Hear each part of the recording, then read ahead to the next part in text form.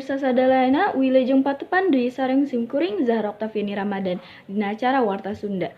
Simkuring bade ngadugikeun sabaraha warta anu parantos disiapkeun ku redaksi warta anu terkini. Informasi panggenggalna gempa ngaguyuhkeun Cianjur, Jawa Barat kira-kira jam 13.20 waktu Indonesia Kulon. Poe Senen tanggal 21 November. Magnitudo 5,6.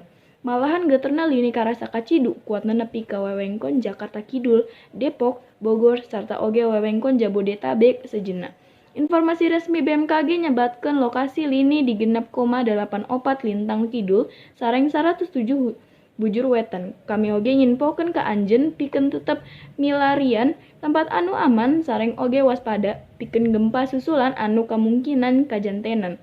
Rupina sakitu warta anu parantos didugikeun ku simkuring kapaguneun pamirsa sadayana mugi ieu warta junten manfaat kanggo pamirsa sadayana. Wilujeng tepaan deui waktos anu kapuyun. Hatur nuhun. Wassalamualaikum warahmatullahi wabarakatuh.